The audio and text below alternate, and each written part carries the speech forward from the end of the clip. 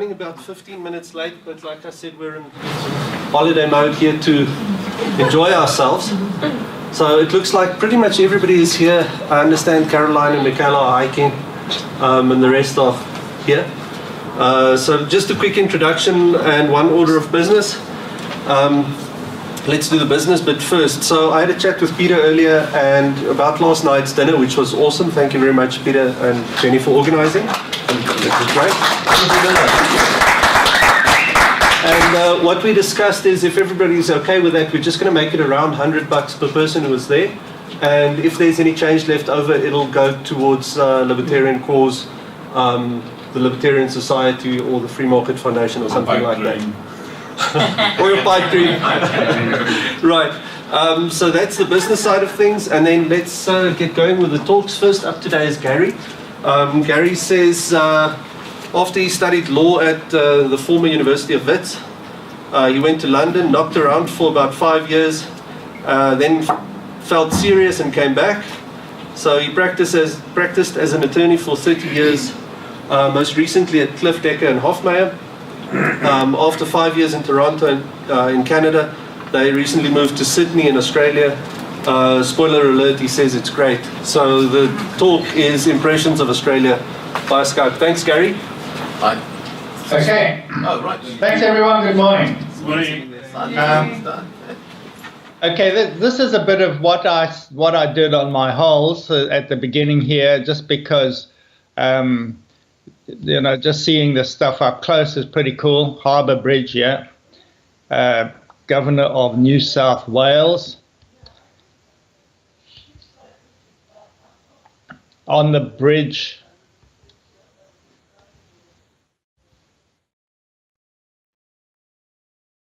Yeah, that's not this last month or two, I can tell you that. This must have been last year because it's been damp and wet. I can tell you that Sydney's on the same latitude as Port Elizabeth and Knysna, so you can get the idea.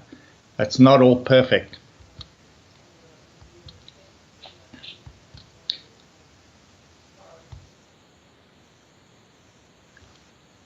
No, can't be, Trev. Okay, this is where a country where Commonwealth means the Federation of Australia, and South Africa, SA means South Australia every time, and they use these words. People have a healthy lack of awe for politicians. How federal is this? The Commonwealth has only listed powers, but they got 40 items, including a lot of the main ones. The states, there are no limits. Oddly, the states can make law on any matter you like, except maybe two. But, however, when a Commonwealth law is inconsistent with a state law, the Commonwealth law prevails. It was kind of like the South African constitutions of 1910 and 1961, except just slightly the other way around, that the Union government had all the power and the provinces had listed powers, and you still had the union law prevailing principle. So as to constitutional amendments, the Australians had some choices. In 1900, they could go with the US model, or the German Empire model, or the Swiss Confederation. They chose the Swiss one. You needed approval by both federal houses and a majority of voters and a majority of states. And it's very difficult to get an amendment of the Constitution here. Just on Tuesday, is it the 1st of November, is Melbourne Cup Day. It's a public holiday in Victoria. Hats.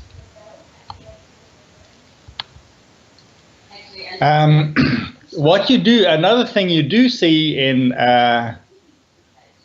Australia, a lot of reference to 10-pound poms. It's not an academic thing. People say, my parents were a 10-pound pom, I was a 10-pound pom, where the Australian government subsidized British and Irish immigrants they only had to pay 10 pounds and the government would pay the rest.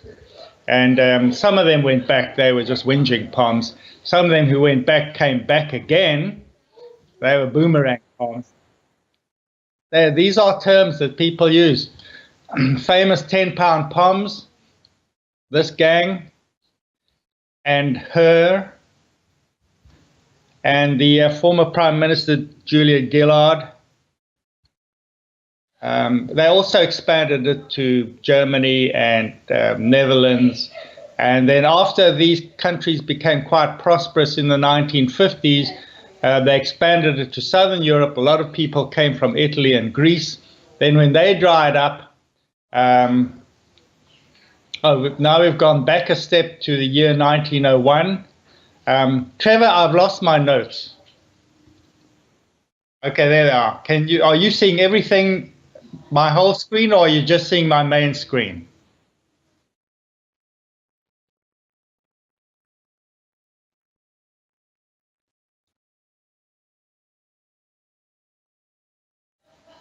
Okay, now how do I see my notes at the bottom without your seeing them?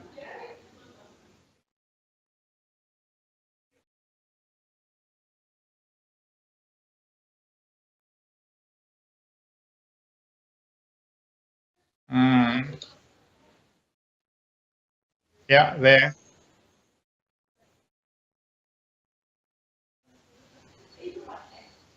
I'm on the three dots. I've got stop sharing.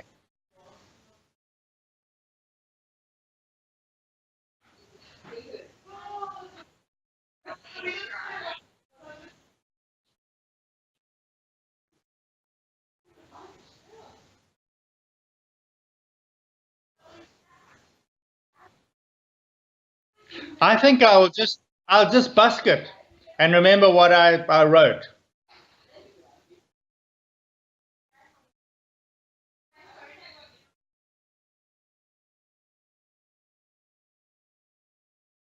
If I remember how. I'm glad you guys are doing that.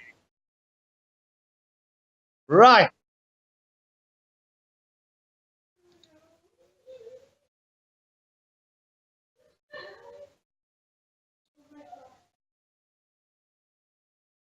Now from current slide. Okay, this is the White Australia policy.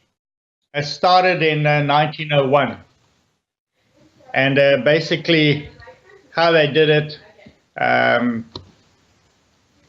was they had a test. Any person who failed to write out a passage of 50 words dictated in a European language determined by the officer was a prohibited immigrant and wouldn't be allowed in. And so they'd always choose a language you didn't know, and everyone knew just really to keep out Asians. Yes.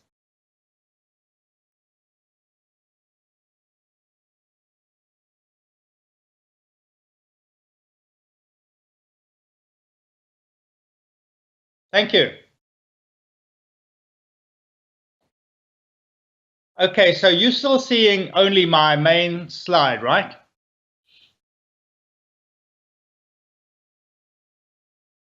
Well, that's not what I want to show.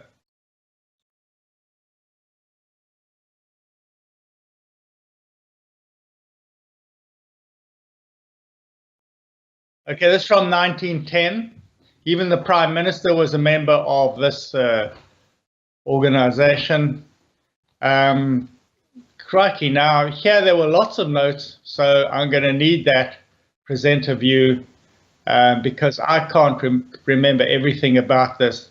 This is where the White Australia policy started coming apart or was discredited. What happened with Egon Kisch, the 1934 Melbourne Centenary organisers were presenting the theme of the Britain as of the Southern Hemisphere to coincide with the Royal Tour. And in response, the left-wing movement against fascism arranged a conference and asked the Communist International to send a speaker. And they sent this Czech anti-Nazi, Egon Kisch, who was known to British special branch as a militant communist. So the Australian government decided to keep him out. Kisch was met at the wharf by police who administered the European test to him. He spoke several European languages, so they told him to write down a piece in Scots Gaelic, read by Constable Mackay, although Mackay's Gaelic had become very rusty. Kisch declined and was arrested and charged with being an immigrant found in the Commonwealth who'd failed the test. At his trial, his barrister cross-examined Mackay on his Gaelic, and the prosecution called a retired police inspector as an expert witness to prove Mackay's Gaelic was up to scratch. But the inspector, when cross-examined by Kish's barrister, mistranslated a Gaelic passage as well as we could benefit, and if we let her scatter free to the bad. But the barrister pointed out that the passage was actually, lead us not into temptation, but deliver us from evil.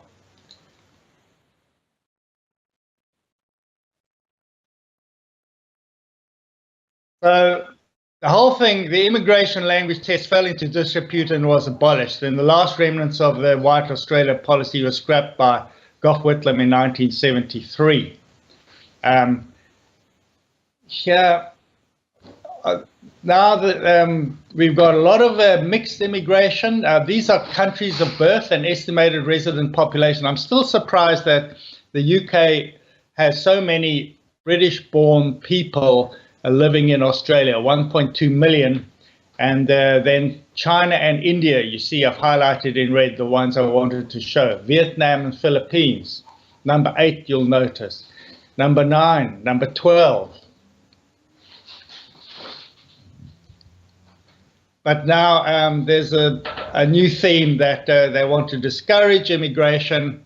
Although Oz has a population of only 24 million, it's got a lower population density than 99 other countries, lower even than underpopulated Canada and Russia and Chad in the Sahara. They've got higher population densities.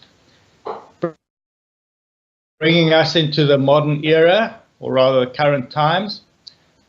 This is Pauline Hanson, and her party at the July elections got 4 members of the Senate, including herself.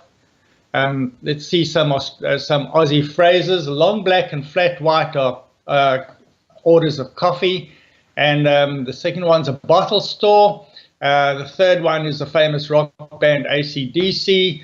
Then you've got a postman, a tradesman, your vehicle registration, Salvation Army, and a SEPO is really Cockney rhyming slang for an American. A septic tank, a yank. A Taswegian is a derogatory term for it, Tasmanian, and a gaffer. Let me see the great Australian FA. As you can, sorry, I hope there are no underage people there. The Great Australian Fuckall. That's a word for the outback. Now a throwdown is drink, a beer. A stubby you'll know as the same as a dumpy, which is a 330 ml bottle of beer, but a Darwin stubby is a 2-litre bottle. Some place names, Barangaroo, Woolloomooloo. Just so long as you understand that a kangaroo is not a kangaroo, you can more or less busk the rest. Here are some libertarian organizations. This is perhaps the classic one.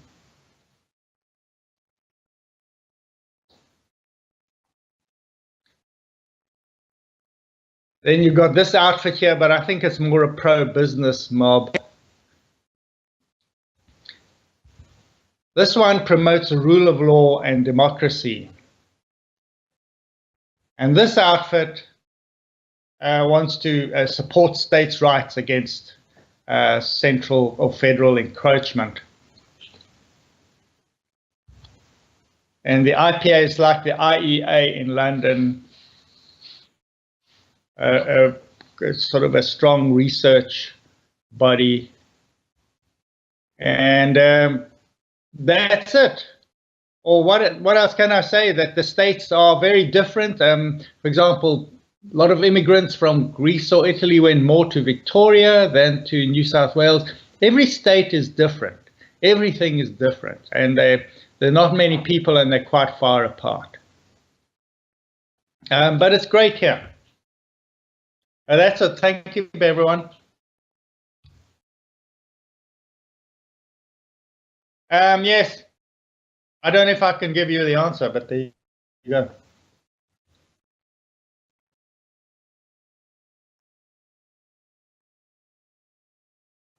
Well, Carola she was working for a Canadian company, and they sent her and others on assignment to work for an Australian client, which then offered Carola a job. And it's a big insurance company called Australian Mutual Provident, AMP. And if you look at a view of the Sydney high rise, there are two AMP buildings quite, if you look from the sea to the harbour, you'll see there are two quite tall buildings on the left. That's AMP. So she's got a good job. Yeah.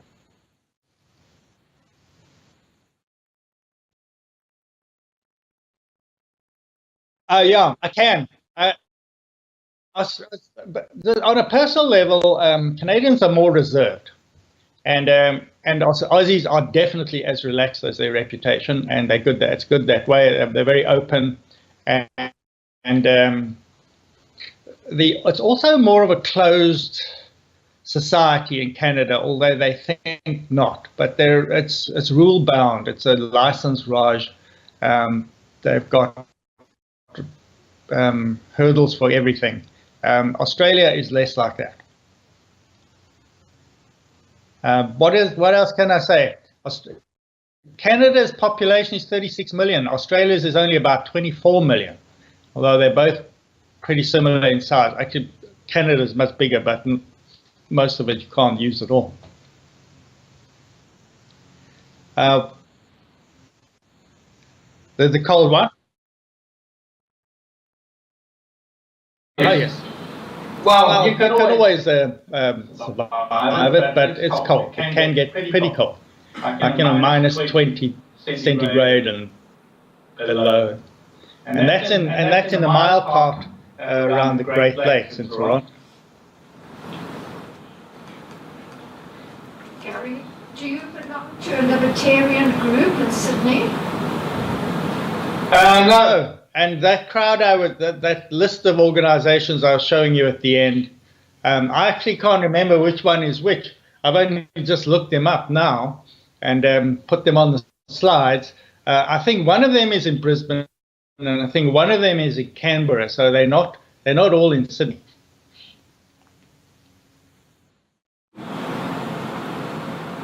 Say again? There is a Libertarian group in Maroochydore. Maroochydore.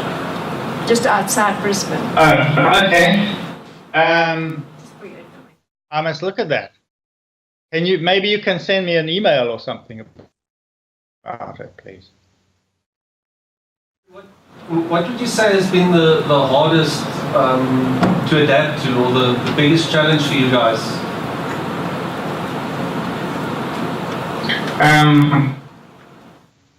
I think the house, we haven't bought a house yet, and they are very pricey here. At Toronto, we thought Toronto was pricey, but here it's really steep. Since they got rid of they try to encourage immigration. I think a lot of Chinese money comes here, and it's helped drive up the prices.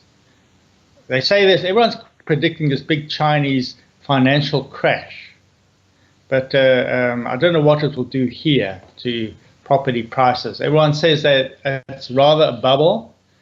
There are a lot of apartments being built, and everyone says, although what do they know? Because in Toronto, a lot of apartments were being built, but it made no dent on rising house prices. So they say here, when a lot of these apartments start coming on stream, these tower blocks, which is about now and next year, then they say it should have a big impact on house prices. But I'd like to see that. Sydney and Melbourne house prices are pretty steep. Gary, Charlia, are you coming to visit at any point? Any plans? I hope so. Not in the immediate, but I'd like to, yes. Good stuff. So we're assuming, and you said it's very nice. So obviously you prefer Australia to South Africa and Canada. Are there any things that I want to mention South Africa, but we prefer it to Canada. Sorry to any Canadians in the room. I mean, although they aren't here. Gary, are South African law qualifications recognized in Aussie? Are there similarities in the legal system? They've got fewer conversion rules here. And if you look at the Chief Justice of Western Australia, just look at who he is. Just do a quick Google somebody on your phone or something. Chief Justice of Western Australia.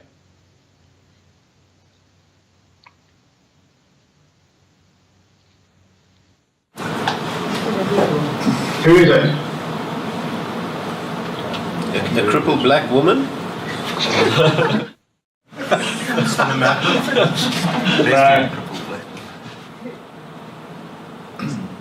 Sorry, just say that again. Chief Justice what? Wayne Stewart Martin AC.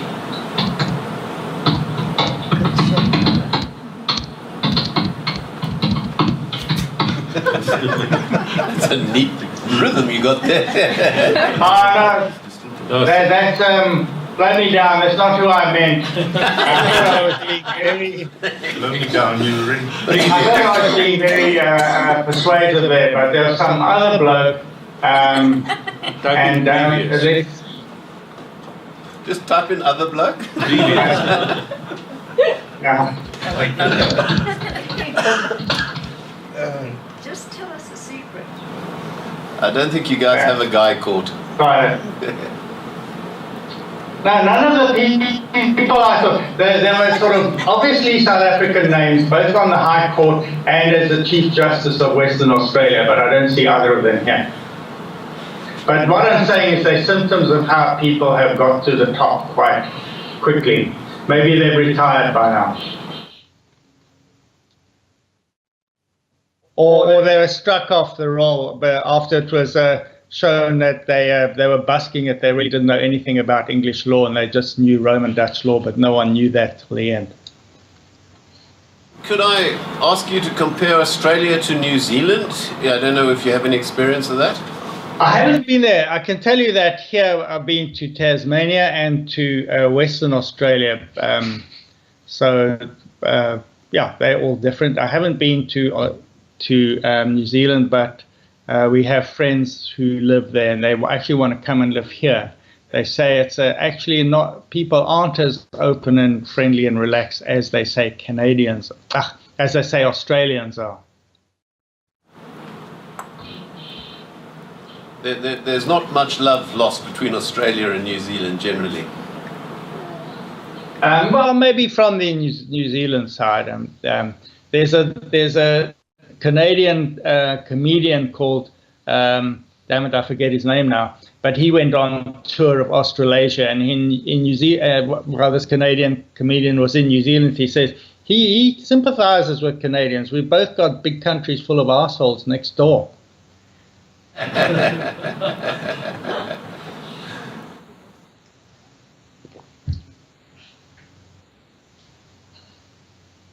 So,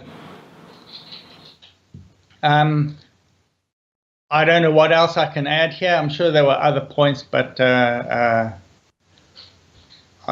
think that's my presentation. Gary, we appreciate it. And round of applause. Well, thanks for inviting me, and sorry about the technical challenges, but that's how it is. No, it was quite smooth this morning actually compared to yesterday, so yeah, thanks for that. Alrighty. All right, well, Evening. Just disconnect now. And yeah, enjoy the rest. Thanks, Gary. I'll say goodbye. Thanks, bye. Okay, bye. Cheers, Gary. Cheers. Hello, Grant. You wouldn't know.